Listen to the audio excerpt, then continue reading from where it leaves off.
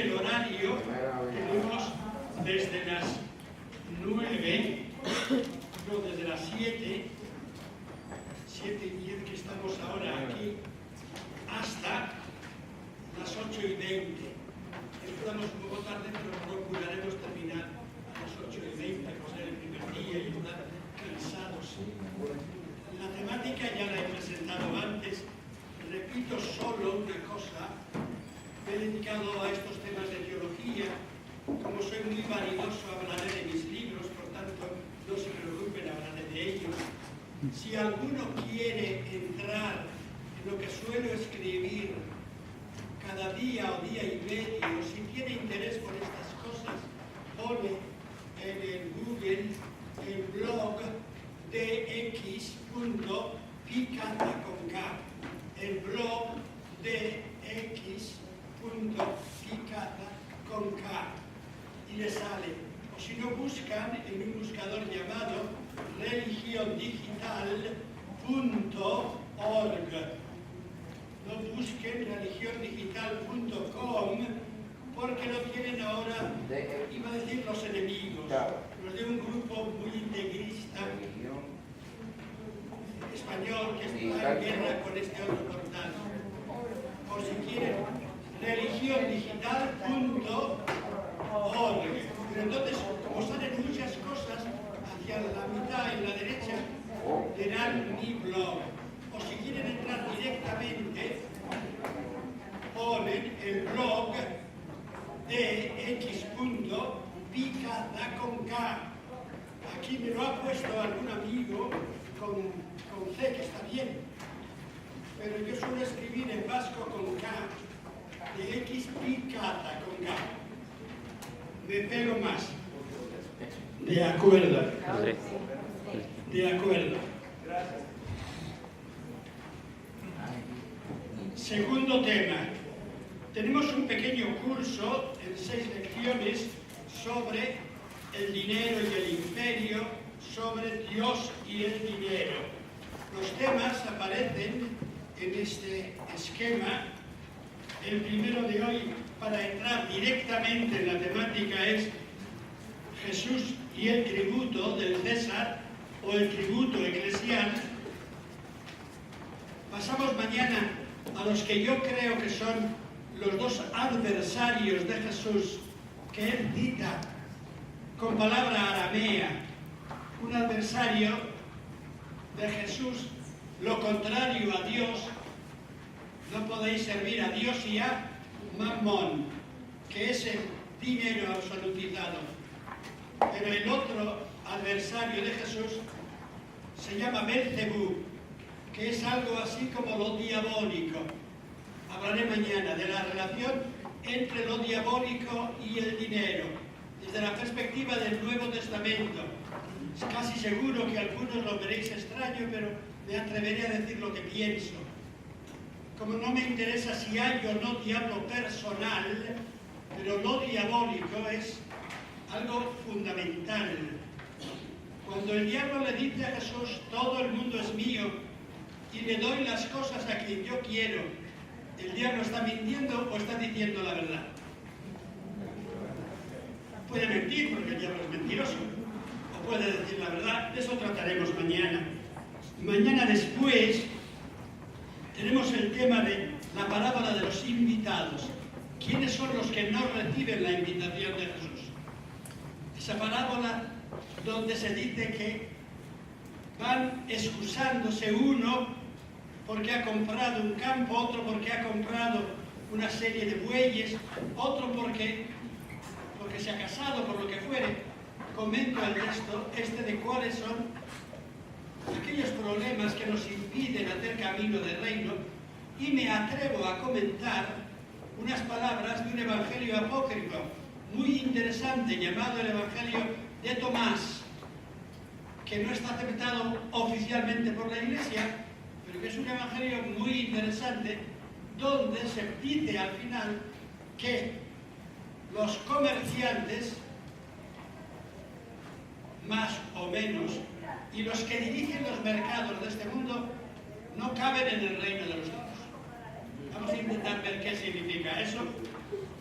Después nos quedan dos temas fundamentales de qué hacer con los bienes de este mundo.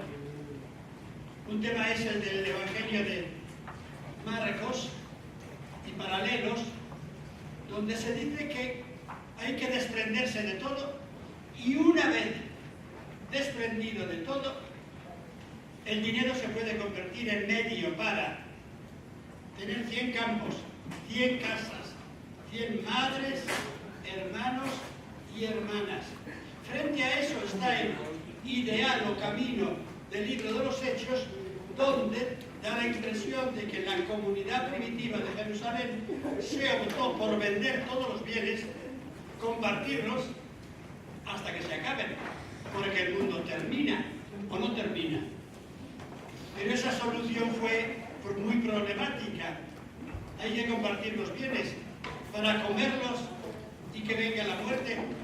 Hay que compartirlos también para producir, porque el libro de los Hechos de los Apóstoles, aquella primitiva comunidad, parece que compartía los bienes, pero no producía, con lo cual puede llegar el hambre, etc. Y si nos queda tiempo al final, quiero estudiar el tema del Apocalipsis, que es lo más interesante que uno puede encontrar en la Biblia.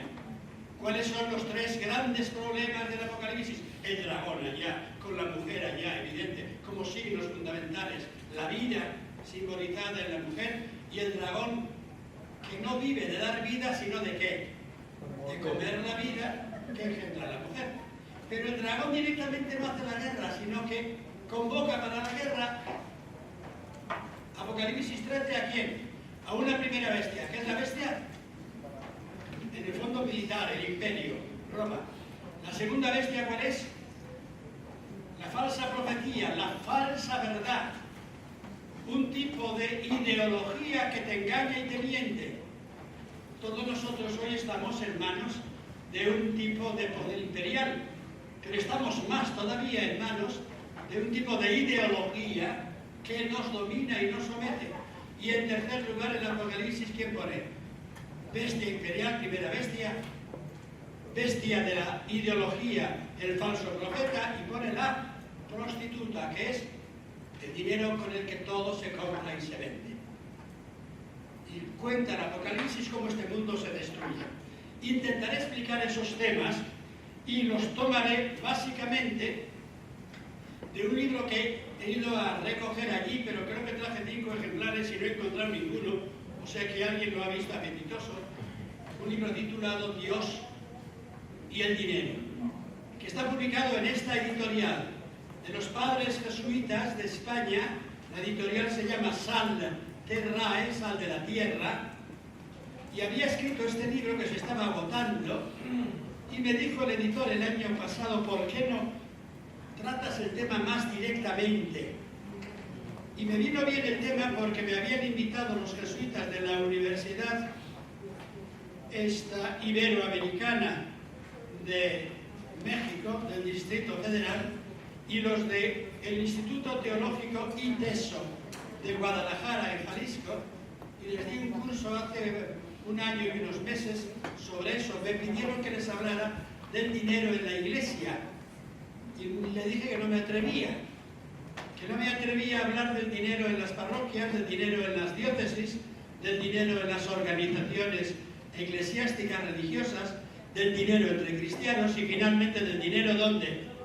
En el mismo Vaticano, que es un tema discutidísimo, que anda que no, que si me pedía de la Biblia, se lo hacía, me dijo, hazme de la Biblia.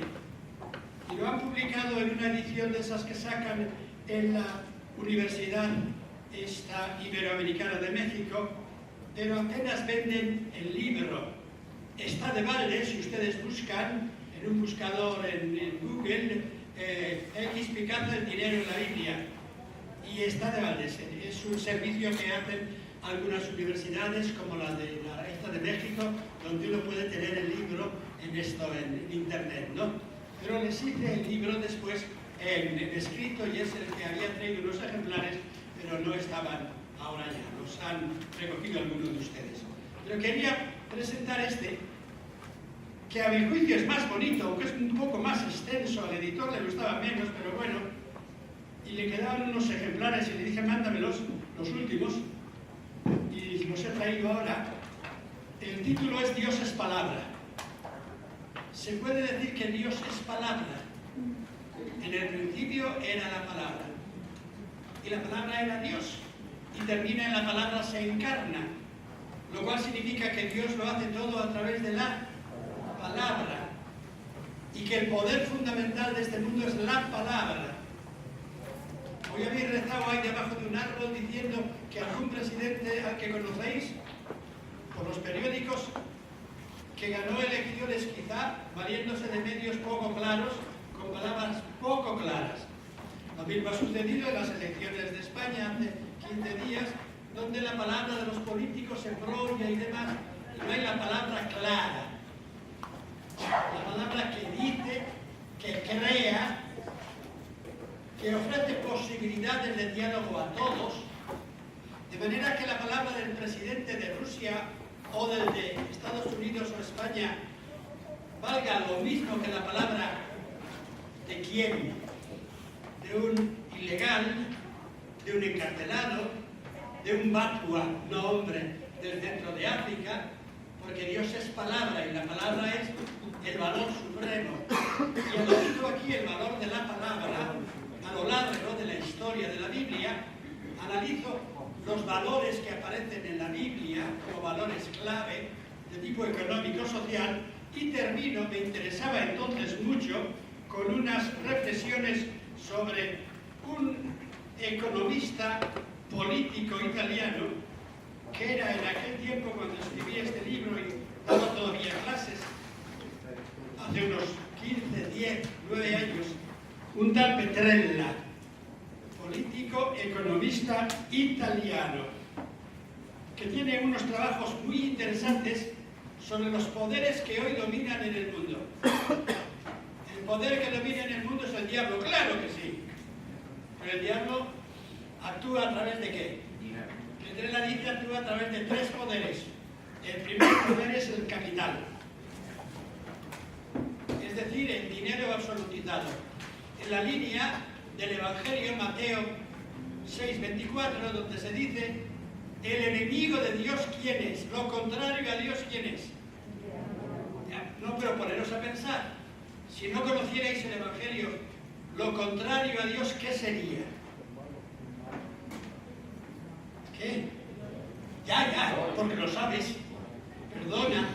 Me decía un amigo cura español interesantísimo, lo contrario a Dios es mi obispo. ¿Y por qué? Porque Dios es creador. En la Biblia, en el Evangelio de Juan, dice que en el principio era la palabra. En cambio, en el Génesis, si abrís la Biblia, la primera palabra de la Biblia es, en el principio, ¿qué hizo Dios? Creó Dios los cielos y la tierra. ¿Y cómo crea Dios? Por su espíritu y por su palabra. Pues mi obispo ni crea ni deja crear, por tanto es lo contrario a Dios. Me decía este. Es con un poco de humor, ¿verdad? Pero tiene algo de valor todo eso. Pues bien, lo contrario a Dios, el poder que domina hoy en este mundo, es el dinero. Hace 7 días me encontré en el monte de mi tierra con un tronado. ¿Habéis oído hablar de lo que es un tronado? Uno que está por dentro así, barrenado. ¿Se puede decir otra palabra todavía? Tronado, ¿verdad? Barrenado. Sí, uno que era una familia muy pobre, que un senador que hubo en, ¿cómo se dice en inglés? Idaho, por ahí, ¿verdad? Que llevó pastores vascos a los montes de Colorado, de Utah y por ahí, con rebaños muy grandes, algunos conocidos míos, hace unos 60 años, y les daba unos terrenos muy grandes, los alquilaban para que 1 o 2 pastores tuvieran 8, 10, 50.000 ovejas. Y ese estuvo en zonas muy frías de Colorado. Había vuelto a España y me contaba cómo pasaba 5 meses solo con otro en montañas prácticamente seminevadas, hasta que podía volver a la ciudad en primavera. Y me dice, ¿ves? Estados Unidos es el mejor país del mundo, tengo ciudadanía americana, pero me saca $1 y me dice, ¿ves aquí? En Dios confiamos, ¿sí o no? Por tanto, ¿Dios quién es? No Dios, en Dios no confía nadie. ¿En qué confías? En el dólar. Y está ahí el triángulo de lo divino y todo eso en el dólar. O sea que el Dios de este mundo es el dinero, el capital. Y no solo el capital real, capital en fábricas, en ovejas, capital en qué, en bienes, sino el capital virtual. Actualmente el dinero ya no es el dinero físico, sino que es el dinero de la especulación, todo ese tema que conocéis perfectamente desde las últimas crisis, ¿verdad? El dinero es el primer Dios. Hay un segundo Dios, entonces podríamos discutir. El segundo Dios es la empresa, es decir, la producción, la capacidad de producir. Producir bienes que son importantes, como leche, como carne, producir cereales, pero ya enseguida empiezas a producir cosas menos necesarias, pero que te terminan esclavizando durante 100 años. Por ejemplo, lo primero que te sorprende al bajar del avión y que te lleve el Padre Manuel por las calles hasta llegar allá a la zona de la universidad y por allí, lo primero que te sorprende es: esta gente está loca toda. ¿Por qué? Porque tardas 2 horas en llegar por unas autopistas bastante buenas, 1 hora y media, porque todos tienen su coche. Fabricar el coche es importante. La humanidad ha vivido sin coche hasta hace 100 años. Lo que hizo Ford y compañía, darle un coche a cada ciudadano, querer dárselo, es importante. O si sigue el coche así, en 100 años destruimos el planeta. ¿Sí o no? Entonces, pues, producir coches es importante. Y aquí en Chicago, ahí en Detroit, como digáis, ¿verdad? Pues fue importante, pero producir. ¿Qué es lo que se produce actualmente? Sí, antes se producía acero, por aquí, ¿verdad que sí? Ferrocarriles. Ahora se produce, lo que más se produce son...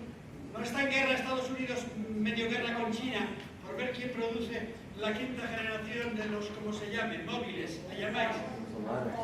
Sí.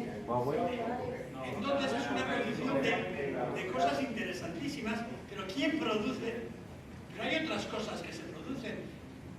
En España lo que más se produce actualmente es fútbol. No sé si había hoy fútbol entre 2 ingleses en España, ¿verdad? Y lo que más, ¿o qué más se produce? Se producen bienes de tipo semilúdico, desde películas y demás. Entonces, un tipo de producción. Un tipo de producción que te vale para vivir mejor, o un tipo de producción que te esclaviza. Y finalmente, el tercer Dios, ¿quién es? Sin duda, lo habéis citado esta mañana, o esta tarde. El mercado. El mercado donde todo se compra y se vende. Hay un Dios que es el dinero, hay una necesidad de producir, no bienes espirituales, sino bienes materiales de un tipo determinado, y finalmente un mercado donde todo se compra y se vende.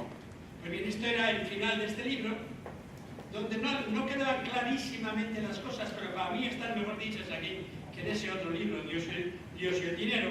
Pero he tomado como clave lo de Dios y el dinero, donde empiezo. Primera lección de estas 6 lecciones.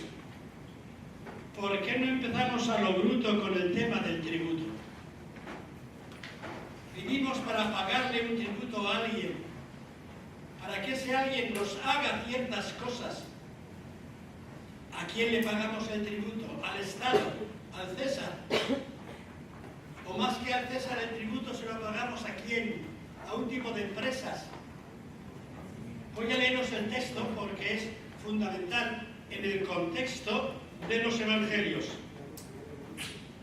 Después del tema evangélico, capítulo 12 de San Marcos, del tema de la viña, ¿de quién es la viña?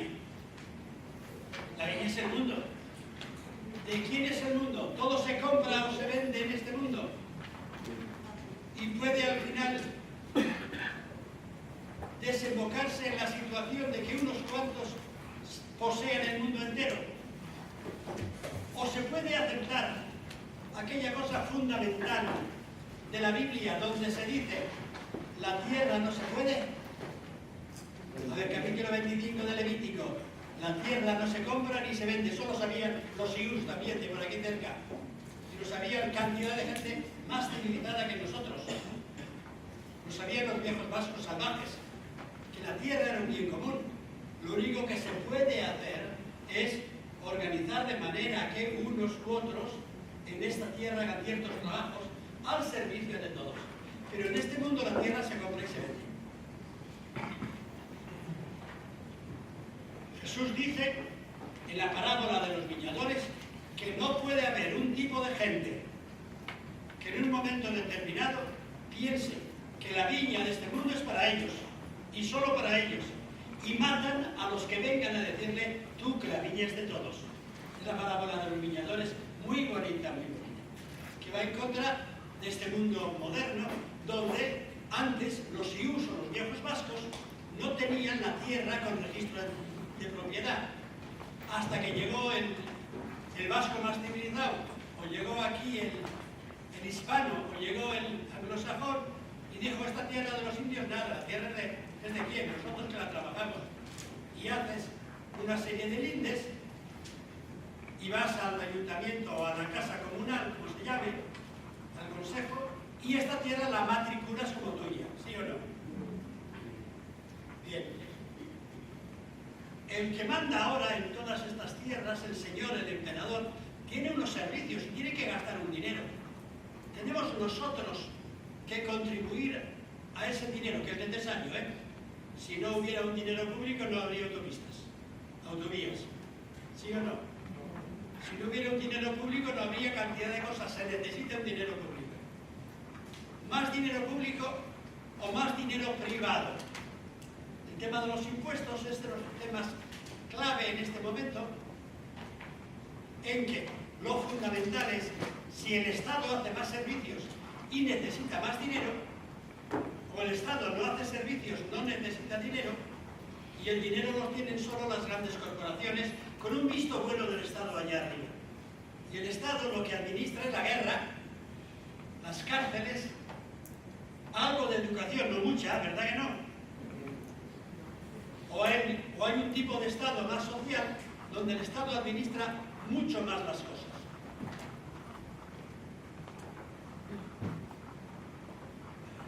Me pongo nervioso, soy nerviosísimo, ¿verdad? Me pongo nervioso si veo moverse mucho a la gente, pero no me hagáis caso, ¿eh? Me pongo nervioso y ya acabo. Y sigo, ¿no? Tengo 3 o 4 locuras grandes, como veréis, ¿verdad? Y me gusta en la clase mirar a la gente y ver que está atenta. Además, he sido un profesor bastante tirano, me han atendido. Y bueno, y voy a seguir. Pero me perdonáis si me pongo nervioso alguna vez. La parábola es, le envían a Jesús para tentarle a unos fariseos y a unos herodianos. Está capítulo 12 de Marcos, versos 13 al 17. Le envían herodianos. Herodianos son los partidarios políticos de Herodes, los defensores de Herodes. Por tanto, serían actualmente, hay una especie de economía federal y hay que pagar los tributos federales. Sería, ¿verdad? La iglesia viene después. Y después vienen, junto a los herodianos, los fariseos, que son los hombres de iglesia, y le tientan a Jesús diciéndole, Maestro, sabemos que eres fiable, que no te dejas influir por nadie, no miras el rostro de la gente, sino que enseñas con verdad. ¿Es lícito pagar el tributo al César o no? ¿Pagamos o no pagamos? Él, dándose cuenta de su hipocresía, les contestó, ¿por qué me tentáis?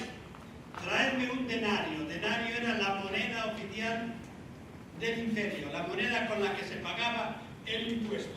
Traedme un denario. Se lo llevaron y les preguntó, ¿de quién es esta imagen que está en el denario? ¿De quién es la imagen que está en el dólar? El triángulo ese sagrado, con el en Dios confiamos. ¿De quién es esta imagen? ¿De quién es esta inscripción? ¿Qué está escrito en el denario? Lo más seguro que en el denario estaba escrito, Tiberio César es hijo de Dios o es divino, o Tiberio César es el emperador. Y Jesús les contestó, devolved al César lo que es del César y dad a Dios lo que es de Dios y se admira. Es una respuesta que dice muchísimo y directamente no dice todo porque se puede interpretar de diversas maneras. De manera directa, inmediata, Jesús parece que propone lo siguiente: dejad el mundo del César en manos del César, devolvedle al César el dinero, que se arregle él. Vosotros no necesitáis dinero, podéis vivir de otra manera, sin dinero. ¿Es viable esto? Es inviable. Tal, en esta sociedad es inviable. Jesús buscaría una sociedad alternativa donde las cosas no se hagan con el dinero del César, sino a través de una propiedad común de los bienes, de unos servicios comunes. Algo de los sueños de cierto comunismo iría por ahí, pero tampoco es clarísimo. Ante la respuesta de Jesús se plantean dos temas. Jesús pudo haber dicho: hay que pagar los impuestos al César.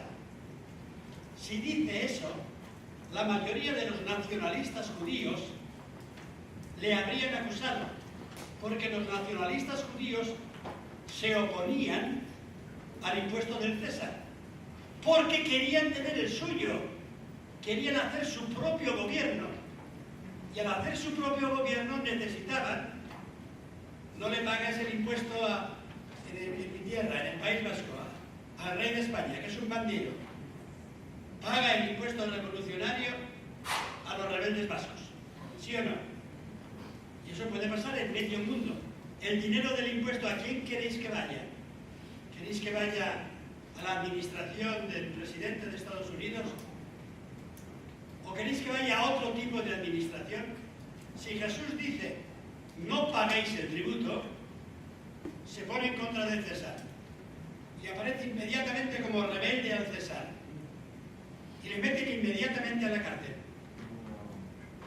Si Jesús dice: pagad el imperio al César, todos los judíos nacionalistas se le oponen.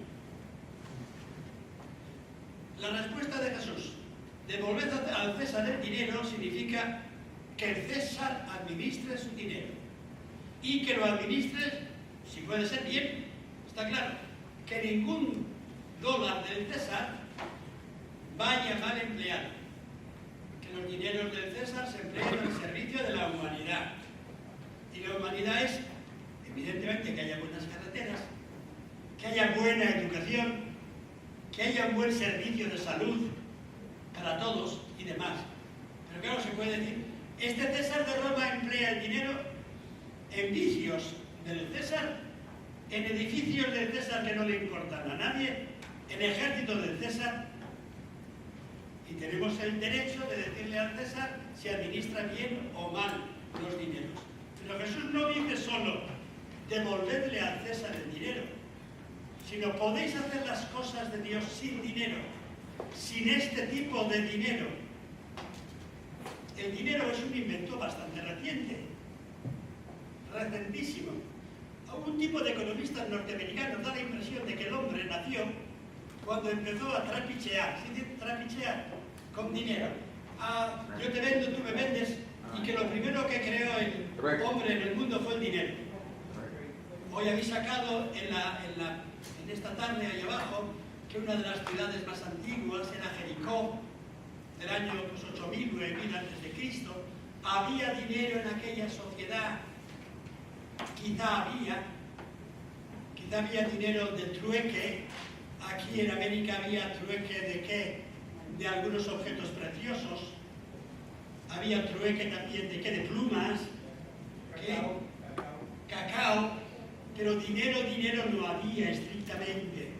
El dinero acuñado con garantía de un César o de un templo es del siglo 7-6 a.C. y se da al mismo tiempo en la India, se da en Mesopotamia y se da en la tierra de Israel. Un dinero garantizado por aquí la Reserva Federal, o garantizado por tal templo, y la ciudad que hace el dinero más estable, desde el siglo 6 a.C. hasta después de Cristo, fue una ciudad pequeña, de comerciantes que tenían más dinero que el César. ¿Cómo se llamaba esa ciudad? A ver, para pagar tributo al templo de Jerusalén, que todo judío tenía que pagar, podía ir con la moneda de su sitio. No me traigas moneda de Haití, que esa no me vale para nada. ¿Está claro? No me traigas moneda de dónde. Aquí solo admitimos el dólar, el yen, el euro, más o menos.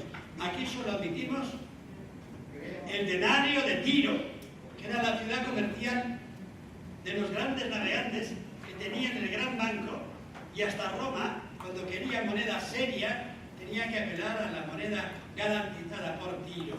Entonces iban al templo, llevaba cada uno su monedita, pasaba por el banco de los campistas y los campistas le cambiaban las diversas monedas por la del denario de Tiro, que era la única que admitían. Llevaban el denario de Tiro al templo y en el templo se quedaban con el denario de Tiro los del templo, y el templo le daba una chapita que no tenía valor oficial, pero que llevaba el nombre de Yahvé para entregarla en el templo. Por eso Jesús dijo que aquel templo de Jerusalén era una cueva de ¿qué? De comerciantes bandidos. Una casa de negocios al servicio de Dios. Entonces tenemos un tema importantísimo. El dinero se pone al servicio de las cosas del César, y es bueno que haya cosas que el César arregle con dinero, o hay algo más grande que el dinero, que es poner la vida al servicio de Dios. Y se pueden hacer las cosas de Dios sin dinero, o sería necesario tener un dinero de Dios. El Evangelio esto no lo resuelve, deja abierto el tema. Yo creo que lo fundamental de Jesús es, lo más importante no es ni pagar ni no pagar, sino cambiar la forma de ser. Segundo, Jesús directamente, mañana discutiré sobre eso, no demoniza el dinero diciendo que el dinero es del diablo, y que el dinero es diablo sin más, y que por tanto hay que quemar todo dinero, y que hay que vivir sin ningún dinero, como hacían los hindúes aquí cerca, o los antiguos vascos, que no tenían dinero estable, sino que vivían de la ganadería o de la pequeña agricultura directamente en propiedad comunal de tierras, y en ese sentido los siús eran mucho más civilizados que los anglosajones, que llegaban con la pistola y con el dinero, ¿verdad? Pero aquella sociedad no podía hacer vivir así. ¿Por qué? Porque viene un tipo de sociedad distinta, de tipo capitalista, que se adueña del mundo con dinero. Llegan españoles, ingleses, holandeses, queriendo sacar dinero. Sabéis la historia de los españoles, ¿verdad? Que llevan de Perú y de México todo el dinero del mundo. Pero tan pronto como llegan a España, si logran pasar el cerco de los piratas holandeses, franceses o ingleses, ¿a dónde va ese dinero? A los banqueros. Porque si España tiene un ejército por toda Europa, el primer oro que llevan de Perú o de México, todo el oro desemboca ¿en dónde? En los banqueros de Milán, de Países Bajos o de Alemania. De tal manera que España era rica antes de venir a América. Castilla era riquísima, con lana y con otras cosas, en el año 1450. Al venir a América y tener millones y millones, se vuelve pobre. ¿Por qué? Porque ese dinero cae en manos de unos bancos mundiales que no están ya en España, sino que están básicamente en Alemania y Flandes, después en Holanda y en Inglaterra, y la gente se vuelve pobre. Estos suelen ser los casos de dinero, ¿verdad? En grupos que tienen mucho dinero, la gente se vuelve pobre, porque tiene otra serie de inversiones, de negocios. Jesús no tiene moneda, no emplea moneda para evangelizar. Sin embargo, da la impresión de que Jesús tampoco es un puro, como se diría la palabra, un hombre que rechaza toda moneda. En el grupo de Jesús corría algo de moneda. O sea que él no les obliga a los suyos a andar sin dinero. Además dice el Evangelio de Lucas, que se preocupa mucho de esto, que había unas mujeres ricas por ahí que les daban compasión estos chicos de Jesús, que andaban por ahí sin preocuparse del dinero, y que ellas tenían una bolsita de dinero para que pudieran comer. ¿Recordáis también ese hecho, verdad? O sea que Jesús no era un fanático de quemar todo dinero, pero él, el Evangelio, no lo lleva adelante con dinero. Y les dice a los misioneros, capítulo 10 de Mateo, de Mateo, sí, 6 de Marcos. Cuando vayáis por ahí a evangelizar, ¿cuánto dinero lleváis? Nada, nada. Ni moneda de oro, ni de plata, ni de cobre aquí, ni bolsa. ¿Y qué les dice? Ni ropa de repuesto. Ya os darán anunciar el Evangelio, vivir y querer y curar y animar. Dar lo que tenéis y ya os darán, porque la gente es solidaria, ¿verdad? Entonces, después la Iglesia, eso lo ha olvidado y lo sigue olvidando en gran parte, ¿verdad? Y ha asegurado las misiones con dinero para bien, casi siempre, pero con una ambigüedad muy grande, en la que seguimos estando todavía, si no preguntárselo al Papa Francisco, cuyo mayor problema es que llegó al Vaticano diciendo a ver si arreglamos las cuentas del Vaticano y todavía no queda nada claro. Eso, ¿verdad? ¿Por qué? Porque se podría de alguna manera evangelizar sin tener posesión particular. Las cosas no son nada seguras, por favor, ¿eh? Hay países como Francia y creo que como México dice que imita a Francia, donde la Iglesia no tiene ninguna propiedad. En España sí, la Iglesia tiene propiedades. Creo que aquí también. En Francia no tiene. En Francia, de hecho, todas las propiedades eclesiásticas son del Estado. Pero el Estado te las alquila o te las pone como si fuera pues, de un servicio público. Ustedes hacen un servicio público, la Iglesia es mía del Estado, el convento es mío del Estado, pero yo se lo presto a ustedes porque les considero un bien social. Y hacen ustedes un bien social. Y a lo mejor en México una iglesia que no tenía mucho dinero propio, sino que en teoría el dinero era del Estado, podía ser más rica que otras iglesias. Se pueden hacer trampas de diverso tipo en este campo, ¿verdad? Es decir, que Jesús quiere un evangelio donde el valor supremo de la vida sea que gente que tenga palabra, que anuncie la palabra, que cure, tenemos mañana pasado, que cure, que anime, gente que sea capaz de crear comunión. Entonces, devolverle al César el dinero. Si se lo devuelves al César, ¿para qué se lo devuelves? Se lo devuelves al César para que él lo aplique como quiera, y el César es el diablo. O pides a Dios que el César lo haga lo mejor posible, y pides al César que sea honrado con el dinero, y que todos los dólares del César sean para un servicio a la población, sobre todo educación, sanidad, también un poco de carreteras y así, pero no tanto de aviones de guerra o de industria bélica y por ahí, ¿verdad? O sea que el tema es muy complejo, yo no os lo puedo resolver, nadie lo ha resuelto hasta ahora, la Iglesia ha tomado perspectivas distintas en este campo. Lo claro es, y voy a ir terminando para dialogar, Jesús no sataniza el dinero. No dice que el dinero es puramente del diablo, hay que quemarlo. Un tipo de dinero capital al servicio de sí mismo es el diablo. Pero el dinero como medio de intercambio, como medio de comunicación, es algo de los mayores inventos de la historia humana, porque te permite que unos hombres y otros puedan colaborar sin necesidad de traer uno, qué sé yo, pues una piedra y otro un tronco, como sería quizá en tiempos primitivos. Devolver el dinero al César. ¿Qué solución le daríamos a esto? Hay una solución franciscana, que es la más bonita de todas a lo largo de la historia de la Iglesia. El franciscanismo puro, que llegó a México con unos intentos de ser también franciscanismo limpio y puro, pero después todo se mezcla, ¿verdad? Y los franciscanos en México tenían una especie de visión idílica de la realidad indígena, que no tenían dinero. Pensaban que a la manera de los indígenas, perdonar esta expresión, en Nueva España, en México y hasta California y por ahí, que se podía crear una humanidad distinta, pero al final quedaron en manos de la corona española, o quedaron en manos después de los quienes, de los conquistadores yanquis, que operan con dinero.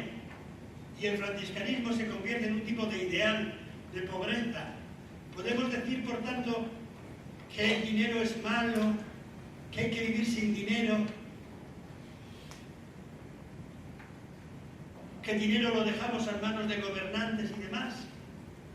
En el siglo XIII-XIV hubo unos líos muy grandes entre franciscanos y el Papa. Los franciscanos condenan al Papa por hereje, porque el Papa era rico y tenía mucho dinero.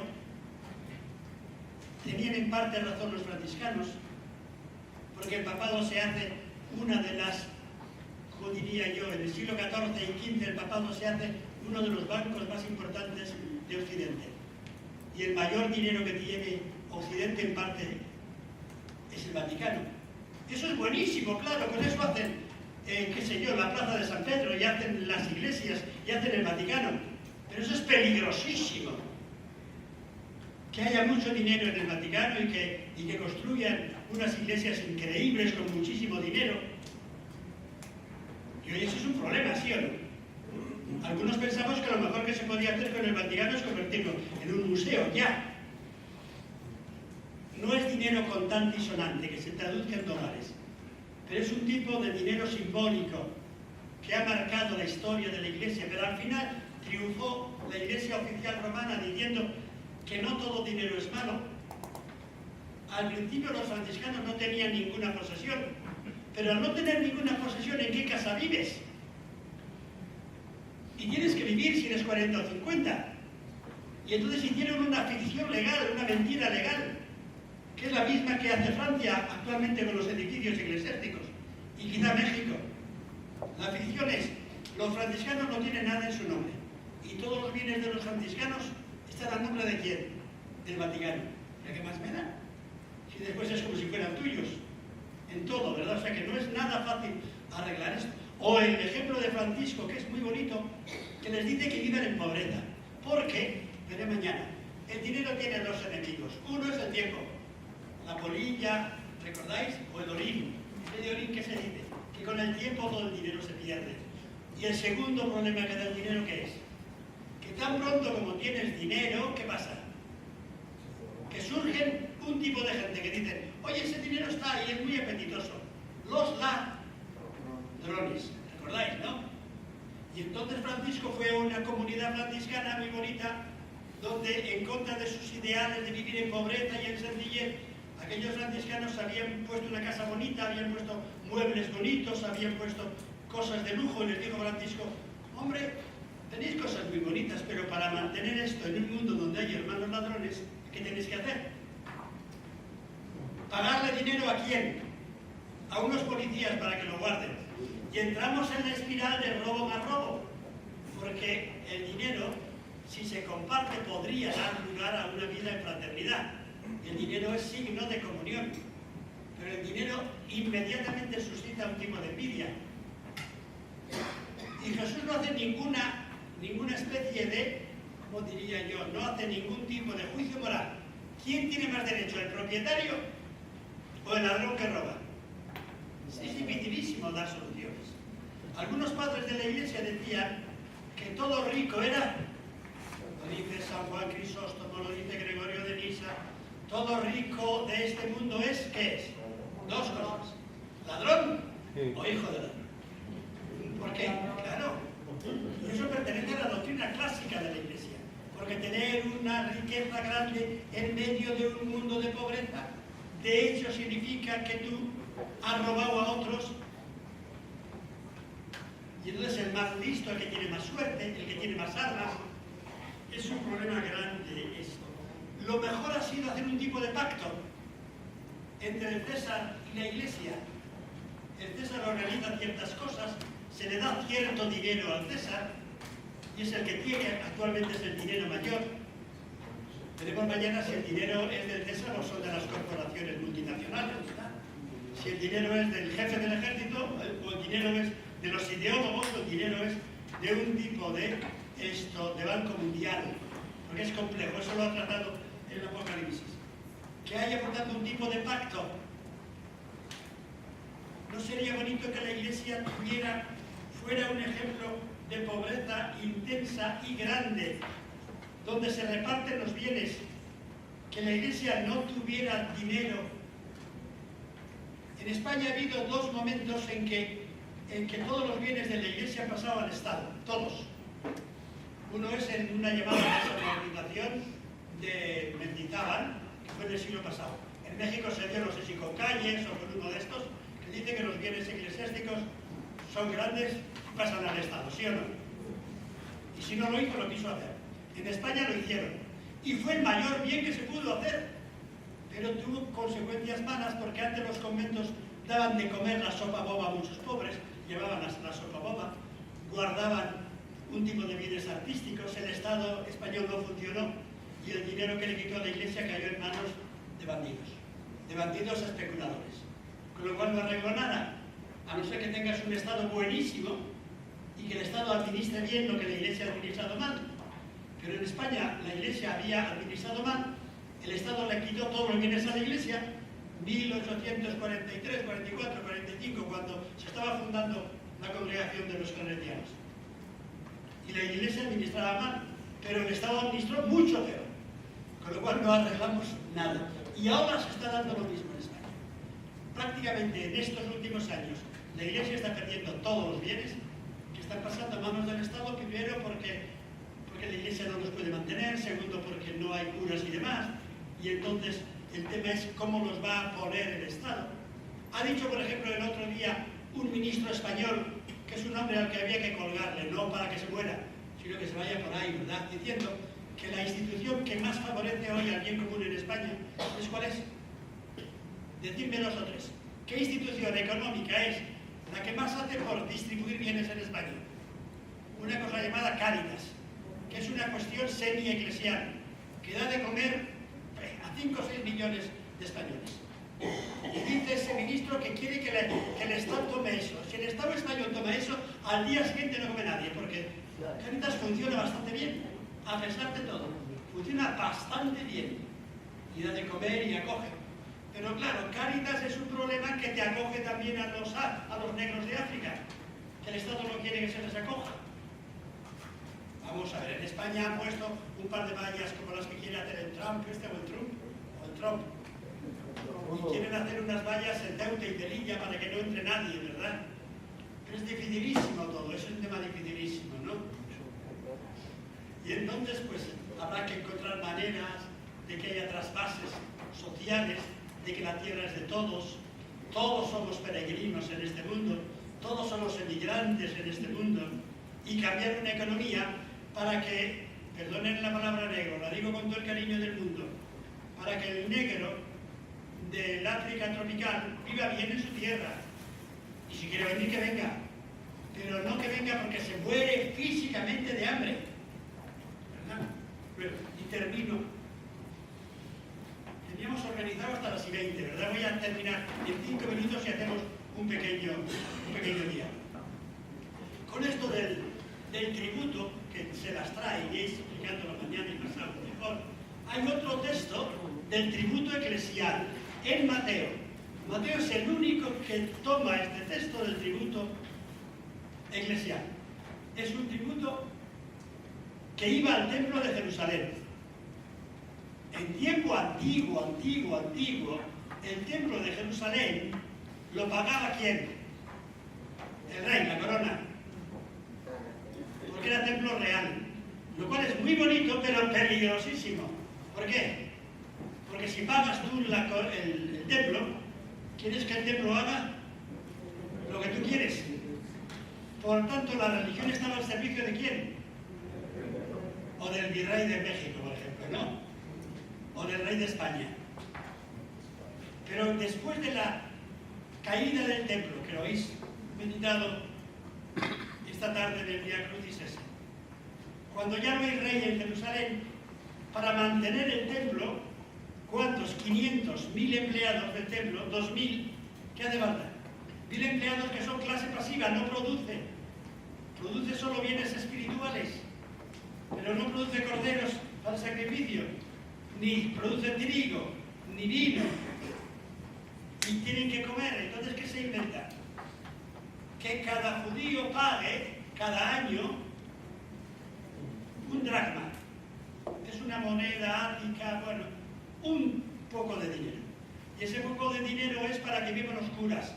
¿Se dice bien así? Es decir, para que vean los sacerdotes. Y eso estaba estipulado, obligatorio. Y Jesús parece que no iba muy bien por la labor. Le daba la impresión de que el templo de Jerusalén no tenía que tener dinero. ¿Pero qué es un templo sin dinero? ¿Cómo viven los 5 o 10.000 sacerdotes? Está claro. ¿Qué es un templo del dinero si no tiene funcionarios? Una guardia paramilitar. ¿Sabéis lo que es una guardia paramilitar, verdad? Que había un ejército del César y un ejército de los rebeldes judíos, pero el templo tenía por lo menos, aproximadamente por permiso de Roma, una guardia de unos 500 soldados para defensa del templo, que los tenían que pagar el templo. No sé si en México hay guardias particulares, seguro que las hay, ¿verdad? Hay ricos que tienen guardias de mafia o del Estado, de lo que sea, ¿no? Vale. Pues tenían una mafia. Entonces Jesús va al templo y ¿qué hace? Lo primero que hace es echar las monedas abajo. ¿Y cómo funciona un templo sin monedas? Ahí está. Funciona por simple caridad de la gente. O no necesita sacerdotes especiales, o no necesita una grandísima iglesia a la que hay que mantener, como la del Vaticano ahora o como la Villa en México, que necesitas tener bastante dinero para mantenerlo. ¿Sí o no, verdad? Entonces es un problema muy grande. Y a Jesús en el fondo le matan porque quiere que el templo de Jerusalén sea una casa de ¿qué? De oración, sin necesidad de dinero. Por tanto, sin sacrificios. Por tanto, los sacerdotes del templo tienen que buscar la manera de vivir. Hombre, si hay unos servicios que merece la pena que haya, habrá gente que dé un dinero para que tú hagas esto, ¿verdad? Pero es un tema muy, muy importante. Y que sea lugar de oración ¿para quién? Para todos. Que sea una gran plaza. En México, que conocéis todos, por lo menos en el corazón, junto a la iglesia, está el Zócalo, la gran plaza, ¿verdad? El Zócalo sería el templo de Jerusalén, donde se va y todos pueden juntarse y rezar y abrazarse. Y no sería necesario un gran templo, no sería necesario ni San Pedro del Vaticano, que es una cosa a la que todos le tenemos un gran cariño. Un poco ambiguo, pero un grandísimo cariño, ¿verdad? Y que todos los hombres y mujeres puedan convivir de tal manera que lo sagrado del templo sea forma de orar juntos, y orar juntos es darse la mano, mirarse y ayudarse mutuamente unos a otros. Pues bien, termino rápidamente. Leo el texto y lo comento. Es un texto complejo que quizás lo habéis pensado alguna vez. Dice así: llegaron a Cafarnaúm los discípulos y se le acercaron a Pedro los que cobraban en didracma y le dijeron: oye, ¿tu maestro paga el impuesto o no? Y dijo Pedro: pues yo creo que sí. Y llegando a casa, Jesús le preguntó: oye Pedro, ¿qué te parece? ¿Quién tiene que pagar el impuesto? ¿Los reyes de la tierra de quienes cobran impuestos? ¿De sus hijos o de los súbditos? De los súbditos. Al hijo no se le pide que te dé un impuesto. Hombre, algunas veces en las familias ahora, donde el hijo queda en casa hasta los 40 años, se le pide: oye, colabora un poco en la vida de la casa, ¿sí o no, verdad? Pero en principio, al hijo, sobre todo cuando es pequeño, no le pedís un impuesto para vivir en casa, ¿no? A no ser que siga renomadamente los 40 años y no se vaya ni aunque le des una patada. Sí. ¿De quién paga los impuestos? ¿Los súbditos o los hijos? Los súbditos. ¿Vosotros qué sois de Dios? ¿Sois súbditos de Dios o hijos de Dios? Hijos. Si sois hijos, Dios no os va a pedir un impuesto, ¿sí o no? Por tanto, no tenéis obligación de pagarle a Dios nada. Esto está claro, a Dios no le pago nada, pero al párroco, a la diócesis. ¿Cómo saca dinero la diócesis? Es un tema difícil. El tema termina de manera simbólica. Vete a pescar, echa el anzuelo, sacarás un pez, el pez tendrá dentro una moneda, paga por ti y por mí. De fondo está este tema. Los romanos, en durísima guerra, el año 66-67, conquistaron Jerusalén, en durísima guerra. Y como medio para resarcirse de los gastos de la guerra, ponen a los judíos un impuesto. Es decir, se apropian del tributo del templo. Me lo pagáis a mí. Eso lo han hecho todas las guerras modernas. No sé en América, lo dejo aquí a un lado, pero Europa se ha destruido a sí misma porque después de la guerra de 1870 Alemania le exigió a Francia un impuesto grandísimo por los daños de guerra. Después de la guerra del 14-18 impusieron a Alemania unos impuestos de guerra durísimos para resarcir los daños de la guerra. Después de la guerra del 39-45 fue distinto porque se dieron cuenta de que quizá había que arreglar las cosas y hubo aquí un político norteamericano llamado Marshall, ¿verdad?, que ideó un plan Marshall donde en vez de pedirle a Alemania que pagara los gastos de guerra, se pensó que había que ayudar a Alemania porque había un riesgo mayor. ¿Cuál era el riesgo mayor? Que estaban los rusos detrás. Entonces había que pagarle muchísimo dinero a Alemania para que se rehiciera, para que tuviera economía, para que cortara el paso a los rusos, ¿no? Pero bueno, Roma, como han actuado siempre los imperios, le exige a los judíos: habéis hecho la guerra, me habéis hecho gastar dinero, me lo pagáis. Y entonces todos los judíos tenían que pagarle el impuesto, no al templo, sino a Roma. Los cristianos, cuando se empiezan a separar de los judíos, ¿qué pueden hacer? Si dicen que son cristianos, no están obligados a pagar impuestos. Pues bien, parece que en ese momento la Iglesia optó por mantenerse solidaria con los judíos y pagar el impuesto con los judíos, para que no se escandalicen. Pagamos el impuesto para ser solidarios con los más pobres.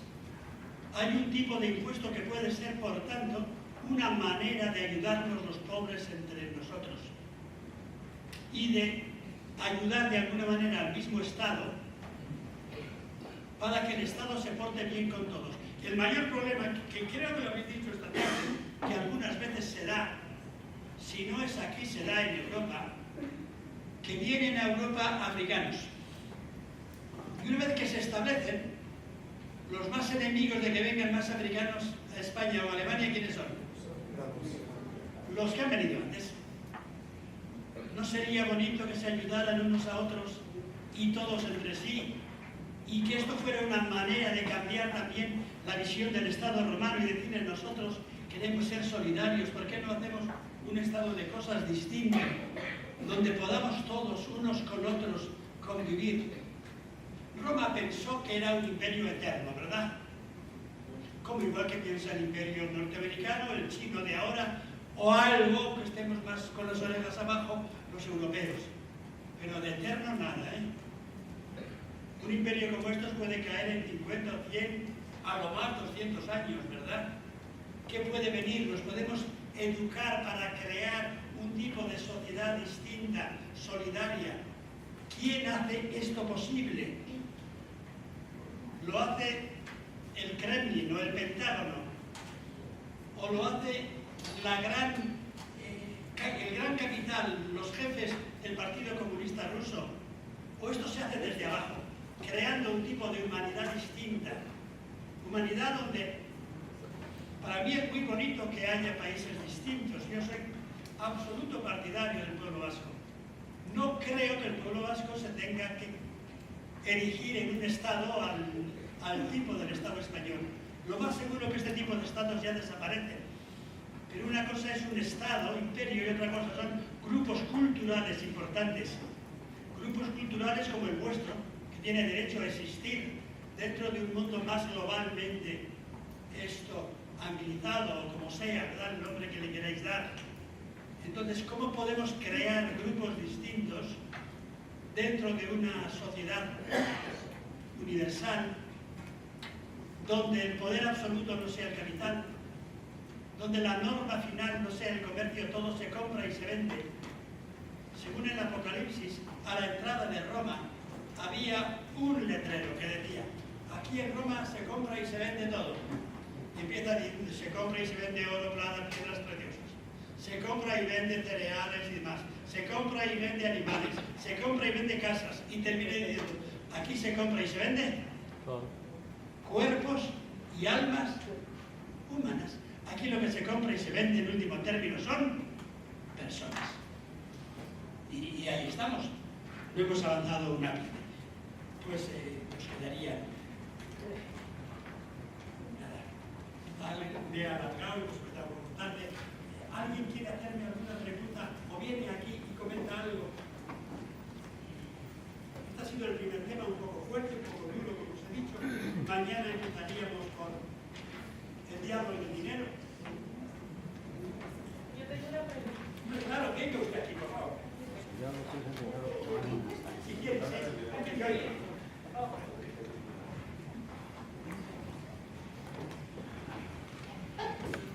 Estamos 10 minutos más, después supongo, a no ser que nos mande algo distinto.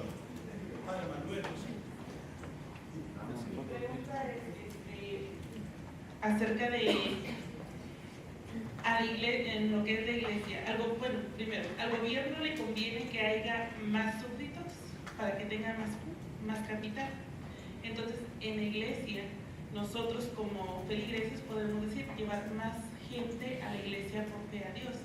Para los que son administradores de la iglesia, ¿le conviene que haya más feligreses para que haya más capital? Sí, depende eso de cómo esté organizada la iglesia. Y hay formas distintas de organizarse. Yo algo conozco, pero no voy a opinar nada porque no conozco lo suficiente. Un ejemplo clave en Europa es el de Alemania, donde cada uno se inscribe como lo que es. Si te inscribes como católico, tienes que pagar un tributo bastante grande a la Iglesia Católica. Y por eso es rica la Iglesia alemana. Y para no pagar uno tiene que borrarse de la Iglesia, de tal manera que a la Iglesia por dinero le interesa que haya muchos católicos, porque cada católico paga no sé cuánto es, pero bastante dinero. O cada protestante o cada musulmán, cada una de las iglesias establecidas. En España hay un poco así, pero no del todo. Se vive más del patrimonio de la iglesia y de las limosnas, y se ha vivido también de pagar sacramentos, de pagar misas y demás. ¿Qué? Es un mercado. Podía ser un mercado, sí. Ha habido un tipo de mercadeo que se llama, creo que en México y por aquí también se ha dado un poco, ¿verdad? Pagar misas, pagar bautizos, eso va a desaparecer ya. El Papa ha dicho que no se puede pagar nada por ningún sacramento.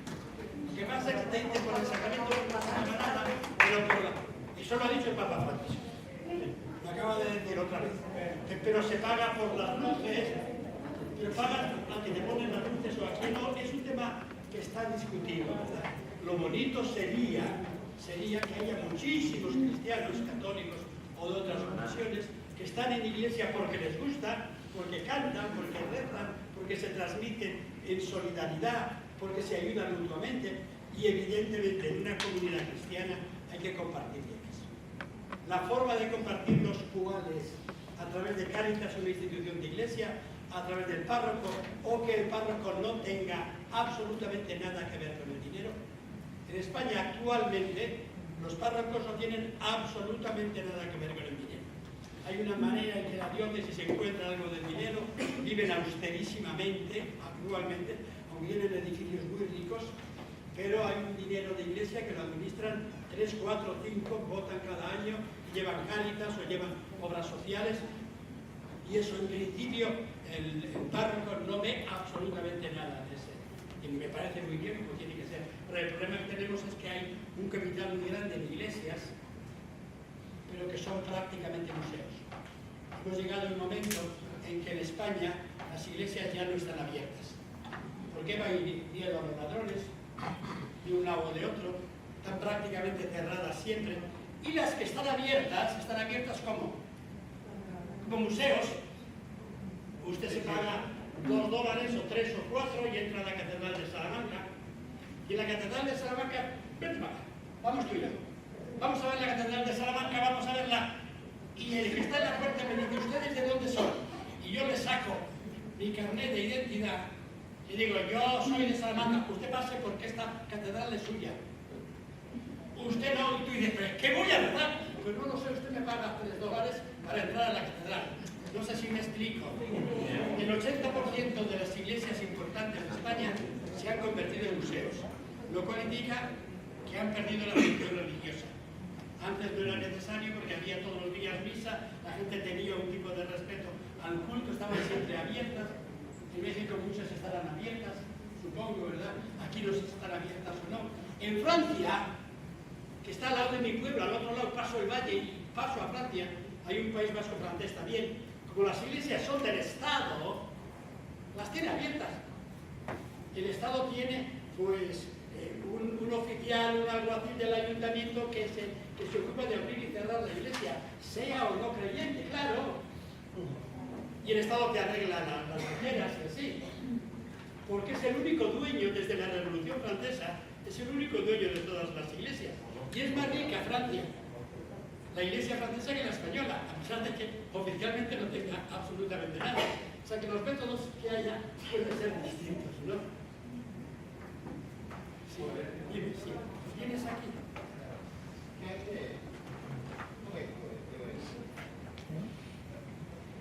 ¿Qué nos podría decir acerca, nos hablaba de los demonios del dinero? Me llama mucho la atención el poder del dinero que tiene para doblar voluntades, corromper buenas personas, de transformar de forma maléfica un entorno. ¿De dónde proviene ese poder? Nos hablaba del comienzo del dinero, pero me llama la atención de dónde viene, por qué ese poder. Voy a intentar hablar de esto hoy, mañana y pasado a la mañana. El dinero como medio de intercambio es uno de los inventos más bonitos que ha hecho la humanidad. ¿Verdad? No tener que andar yo con la cabra y tú me traes el trigo y lo cambiamos en la plaza, como se ha hecho hasta hace poco. Entonces hay un equivalente simbólico que es como medio de, y eso ha sido un invento bueno, positivo. Pero ese invento, siendo bueno, tiende a convertirse en absoluto. Entonces lo único que vale en el mundo es el dinero. El único bien que le define a uno es el dinero. En la antigüedad, en España y en los países mediterráneos, junto al dinero, era muy importante el honor. Y todavía en la sociedad rural mexicana o en ciertas sociedades rurales americanas, el honor ha sido importante. Pero termina desapareciendo el honor, y el único honor que existe es el dinero. Todo se compra y se vende con dinero. Entonces el dinero tiende a convertirse en Dios. Eso lo han estudiado muy bien los judíos. Desde Jesús de Nazaret hasta el judío más inteligente en economía que ha existido, que aquí no se le puede citar, pero que es uno de los hombres más inteligentes que ha habido, se llamaba Carlos Marx. Lo que pasa después con el marxismo es cosa que se puede discutir, pero Carlos Marx definió de manera muy precisa en su libro El Capital como el único Dios que existía ya entonces en Frankfurt, que era el lugar central de la economía alemana, no era la catedral, sino que el lugar donde habitaba el Dios de la modernidad de Frankfurt era el dinero, y que el dinero era el que se había convertido en dueño de la vida, que tiene su liturgia del dinero, porque nos ponemos al servicio de eso. Y después, unos judíos muy inteligentes de la guerra, del tiempo de la guerra alemana, que la mayoría vinieron aquí, Adorno, Horkheimer, de una llamada escuela de Frankfurt, que han estudiado esto muy, muy bien. Uno de ellos se mató en España, Benjamin, porque el que mandaba en España, el gran Franco, no lo dejó pasar. Y antes de caer en manos de los nazis, en la frontera mismo, se mató. Todas esas cosas terribles de la vida. Esos han estudiado lo que sería la liturgia del dinero. Y que toda esta humanidad nueva en que estamos, de hecho, lo único que adora es el dinero. En sentido hasta simbólico, ¿verdad? Lo malo que todavía más no sabía es que entonces apenas había dinero financiero. Y actualmente, más que el dinero real, que está en en el oro del fuerte de no sé dónde, es el dinero de la especulación financiera, que es de alguna manera el que está dominando el mundo, ¿verdad? Y bueno, hemos divinizado el dinero, eso parece claro. Nace mi pregunta, porque a mi modo de pensar, no estamos muy lejos de regresar al trueque de bienes, debido a que los recursos estamos haciendo más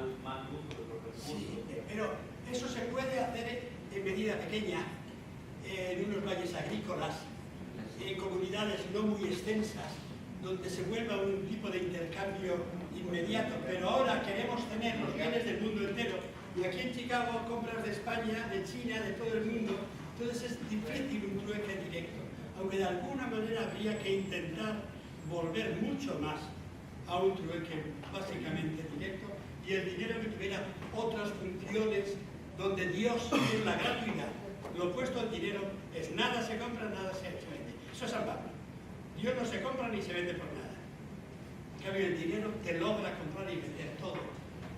¿Qué hay, padre? Disculpe, aquí. ¿Qué hay de ahí del apoyo que todos los países le tienen que dar al país judío?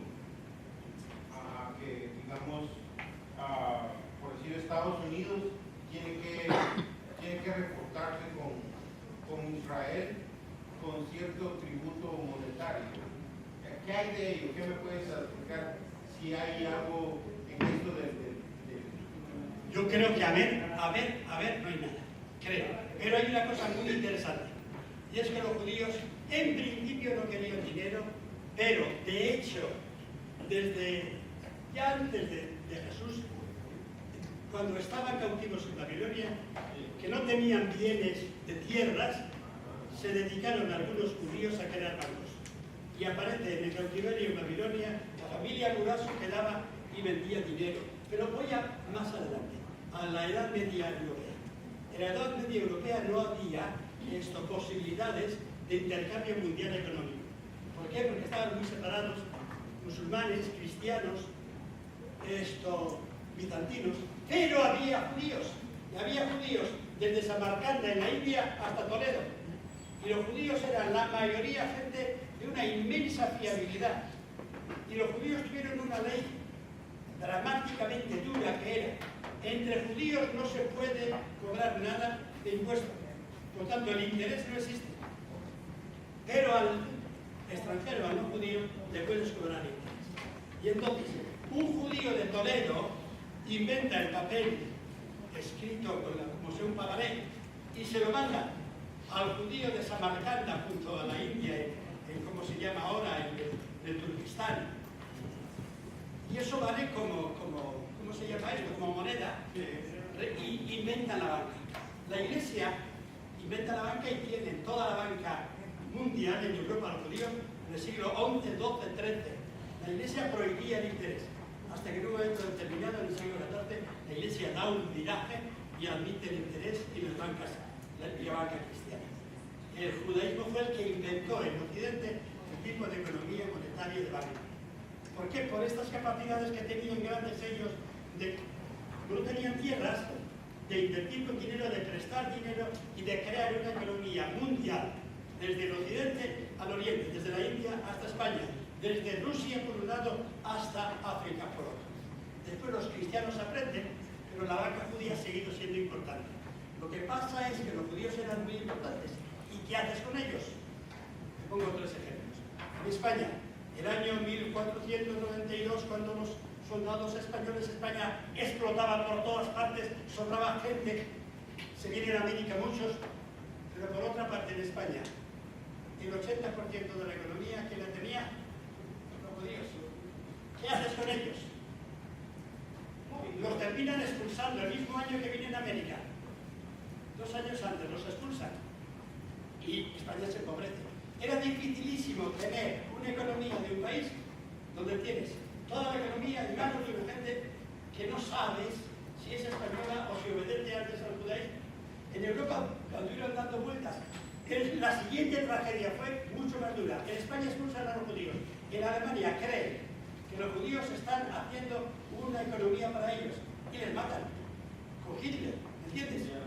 En América, la economía está bastante en manos de judíos y por tanto, de alguna manera,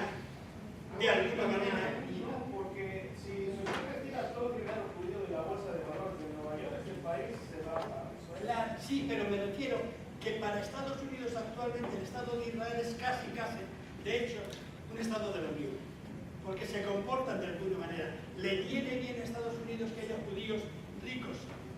Eso es peligrosísimo, porque los ejemplos anteriores de las dos grandes potencias mundiales En España los expulsan, porque son católicos y no les gusta matar directamente y se van por ahí. Y en Alemania los matan.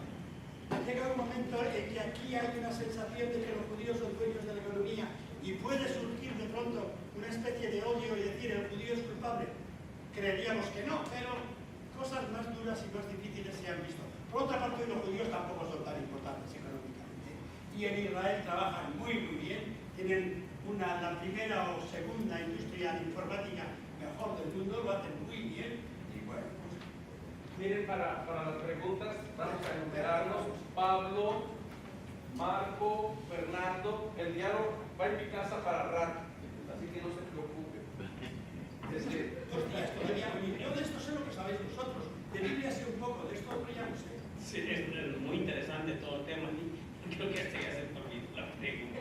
Estamos brincando de uno y muy interesante todo, ¿verdad? Todo el diálogo. Pero yo creo que iba en un punto en cuestión de la iglesia y el dinero. ¿Qué razón tenía Jesús cuando entró al templo, verdad? Porque hablando de Dios en la iglesia, pues no tendría que ver el dinero, sino que debería ser como la iglesia primitiva, donde se compartía, donde la iglesia proveía lo espiritual y los miembros proveían el mantenimiento a la iglesia. Porque ahora pareciera que fuera al revés. La iglesia maneja el dinero y se olvida del espiritual. Al momento de que cobra los sacramentos, cobra por las misas, pues ya realmente está perdiendo la función de la iglesia, que sería bueno, pues de alguna manera sacudir el templo como lo hizo Jesús y regresar a los orígenes, empezar, como decía hace rato el compañero, regresar a la pero no tanto a ese extremo, sino en cuestión de la iglesia, sino regresar a las comunidades bases, a las comunidades de hogareñas, ya no tanto en el templo, porque el templo está corrompido, totalmente, como Jesús lo nombró. Ya no es tanto la casa de oración que debería ser para los padres, sino no hay una misa donde no se pasa la gana. Tal vez se podrá dejar de pasar la Eucaristía o tratar de dar la Eucaristía, pero la canasta no se deja de pasar. Y cuidado no pase la segunda vez porque se lo repasa. Esto es un tema de doble sentido, ¿eh? A mí me gustaría, por una parte, que pasara la canasta y mucho más. De que en la Eucaristía, en un lugar donde se juntan a rezar, que hubiera muchísimos bienes, muchos, al servicio de los pobres de la parroquia y de los pobres del entorno. Y que ningún dinero de esos vaya para cosas fuera del servicio de ayuda. ¿Que eso lo puede hacer el Estado? Bien. Si lo hiciera la sociedad, como ha intentado hacer en Suecia y países nórdicos europeos, pero es bueno también que haya un servicio directo de iglesia a todos los necesitados. Que ese dinero no vaya para que el párroco se haga rico, ni vaya para hacer obras grandes en la iglesia y demás. Claro, y en la iglesia primitiva las ofrendas se daban, y San Pablo, el gran problema que tuvo, por el que cayó preso, fue porque iba a Jerusalén y había hambre grande en Jerusalén, y entonces Pablo llevaba mucho dinero a Jerusalén para ayudar a las iglesias.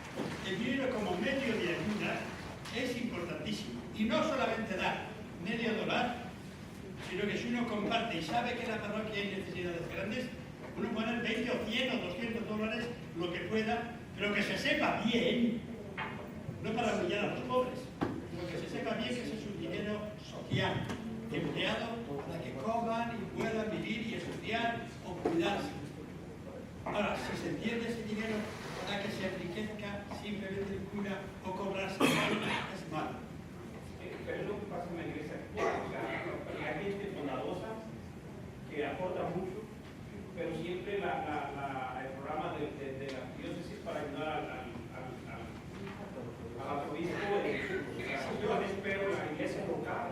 Yo eso ya no entiendo. Allí en el pueblo donde vivo, un pueblo pequeño, se quedan 4 o 5 señoras a las que votan cada año para que haya, y ellas hacen todo con ese dinero.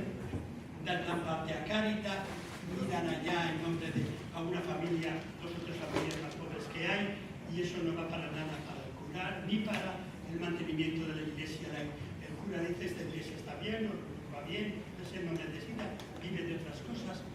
Quizá tenía que cambiar el modo de vida de algunos ministros de la iglesia también, pero en eso habría que ir haciendo camino, Yo más no te puedo decir. Marco y luego Padre Fernando. Esto no sé si te llega aquí.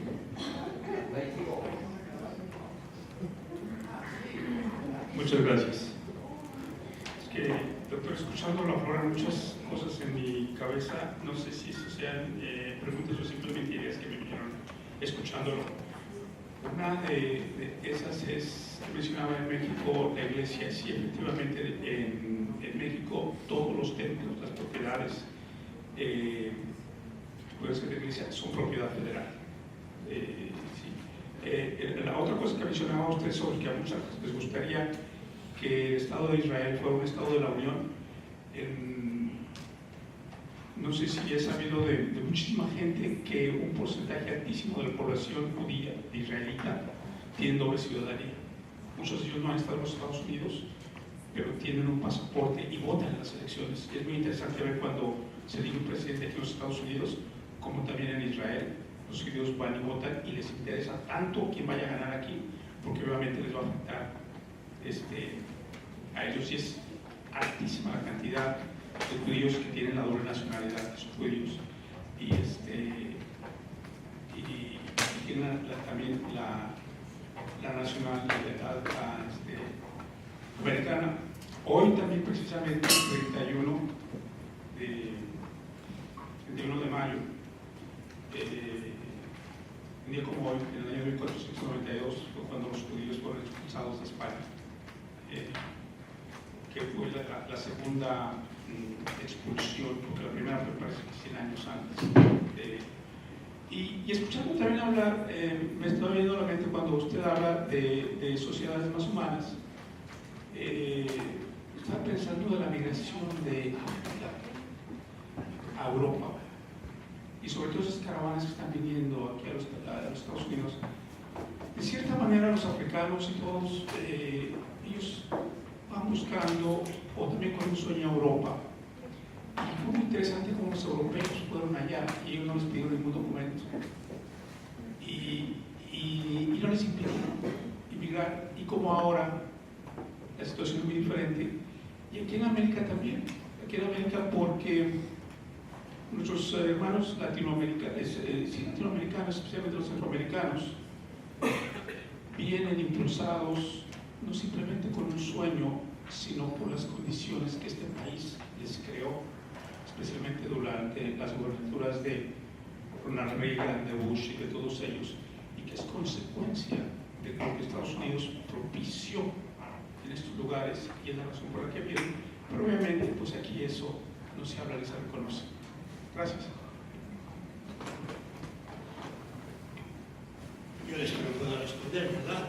Es una opinión muy bien dicha, gracias por haberla dicho, se puede matizar, claro, yo estoy de acuerdo con eso, básicamente, ¿verdad? No de acuerdo con las cosas del todo, pero en España la expulsión de los judíos fue políticamente quizá importante, humanamente fue nefasta, cristianamente fue pecaminosa, pero resulta muy difícil vivir con un llámale odio, con un grupo como el judío que tenía prácticamente el 80% de la economía. Y entonces optaron por eso y España se empobreció. Después España optó por una cosa que se llama la pureza étnica, como en Yugoslavia y por ahí. Y optó por la pureza étnica porque había una minoría grande de musulmanes, moriscos que habían quedado en España, agricultores. Y España no soportó que hubiera una minoría grande, una cuarta parte de la población de religión musulmana, y también los expulsó. Y significó la definitiva pobreza de España, convenir a América, perder los judíos, perder los agricultores, estos musulmanes, y optó por una nación homogénea, que fue la tesis que triunfó en Europa con la guerra de los 30 años, cuius regio eius et religio. En cada país puede imponer el rey la religión que él quiere, y todos los de este país, todos protestantes o todos católicos. Y no se dio en España un Estado multiétnico, multirreligioso, que que era muy difícil entonces, pero que hubiera sido el camino, y hoy se puede dar. Aquí en América, pues en Estados Unidos tenéis un país que quiere ser multiétnico y multirreligioso, pero tampoco están las cosas tan claras vistas desde fuera, pero yo en esto no puedo opinar. No me pregunto nada. No, solo quiero decirles que hay otra manera, contestando a Mario un poco, ¿no? Y hay un elemento que se tiene que salvar en la iglesia que se llama transparencia. Si no hay transparencia, hay duda. Yo te voy a explicar 13 años como experiencia como párroco en Canadá, en la provincia del Quebec. Somos herederos de la política de la iglesia, de la gestión de la iglesia en las parroquias. Las parroquias funcionan como cooperativas. Hay 7 administradores, de los cuales el presidente es el cura, el párroco. Los otros son laicos elegidos en asamblea de los parroquianos. Y ellos con sus bienes y con su ayuda van a administrar los bienes de la iglesia. Van a hacer el presupuesto, cuánto se le va a pagar al padre, cuánto se le va a pagar a la secretaria. Por el año se hace un presupuesto, ¿no es cierto? Budget, decimos en inglés, ¿verdad? Cuánto se le va a pagar al conserje, qué trabajo vamos a hacer en la iglesia, cuánto se va a invertir en educación cristiana, cuánto se le va a dar a los recién llegados. Y al final del año se presenta eso públicamente al Estado, porque no se pagan impuestos, y se presenta a la comunidad. Ustedes dieron esto en la colecta, ustedes dieron esto en el diezmo, esto fue lo que se gastó, esto fue lo que quedó, pues estamos en déficit. Eso se llama, cuando hay transparencia, la gente es corresponsable. ¿Ven? Y eso es lo que hay que hacer. Aquí es diferente porque las iglesias son corporaciones, INC, Incorporation. Por eso, cuando alguien quiere perseguir una diócesis en Quebec, nadie lo hace. Saben que no hay dinero, porque solo es la unión de todas las cooperativas, que tienen que dar un porcentaje de lo que recibieron a la arquidiócesis. ¿Para qué? Para que la arquidiócesis viva, pues. ¿Entiendes? A la diócesis, al obispo, ¿verdad? Y se hacen las colectas directamente que van para el Vaticano, para Tierra Santa, el Viernes Santo, etcétera, etcétera. Pero yo creo que la transparencia hace que haya corresponsabilidad. Y eso a mí me gustó lo que él dijo, que también pasó desapercibido. Qué importante es tener una manera de utilizar el dinero o de ver la economía de una manera alternativa. La gratuidad, por ejemplo. Nosotros vivíamos la gratuidad en nuestros países. Yo soy inmigrante igual que ustedes, ¿no es cierto? Aquí la hemos perdido. Porque todo lo que se tiene se paga. Eres lo que tienes, no lo que eres. En nuestros países no era eso. Y eso es lo que tenemos que favorecer. La alternatividad, presentar otra alternativa. Presentar otra alternativa. Esto es muy bonito y lo tenemos que ver, porque esa es una manera de la utilización del dinero. Gracias. Yo creería que ya acabamos, porque mañana hay que hablar mucho, ¿verdad? Y una última cosa, mi abuela decía, equivocada un poco, que el dinero es como las patatas. ¿Por qué? Porque las patatas solo duran un año. Cuando pasa el año empiezan a perderse, ¿verdad? Y entonces que el dinero tenía que ser algo que cada año se pone en marcha, y que el acumular mucho dinero produce problemas, aunque a lo mejor hay que acumularlo para bien, de una manera distinta, que mi abuela no sabía. Pero una vez que tienes dinero y lo tienes que administrar y tienes mucho, es un problema. A no ser que cada año le des a los pobres de África, de aquí, que la iglesia viva honestamente, con cierta, no con gran angustia, ¿verdad? Pero con gratuidad grande. El tiempo todavía está bien, no te preocupes. Si quieres, Gaby, tienes una pregunta, yo tengo otra. Ya se acabó. Párate. Estás como Dios, que si te mueves pierdes la gracia.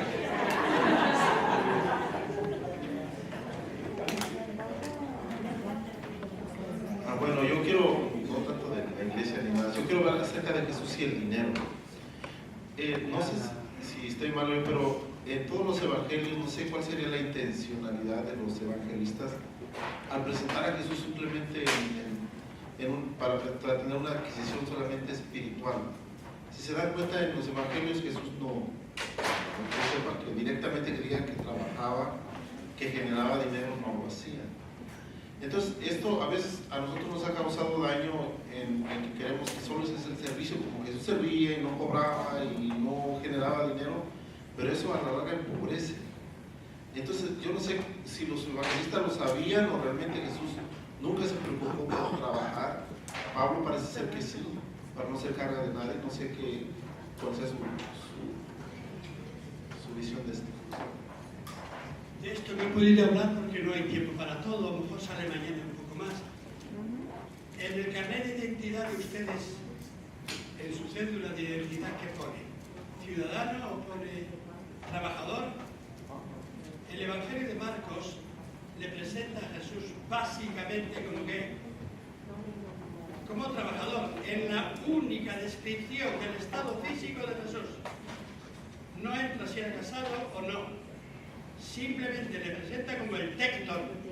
Tecton significa el obrero manual vinculado a 3 campos. Al campo de la piedra, puede ser esto, como se llama, cantero. Al campo de la carpintería, puede ser carpintero. O puede ser, la palabra arquitecto, ¿os suena? Es el jefe de los que construyen. Es un obrero de la construcción. Por tanto, eso es el arquitecto. Pero el tecton no es el capataz, sino que es trabajador.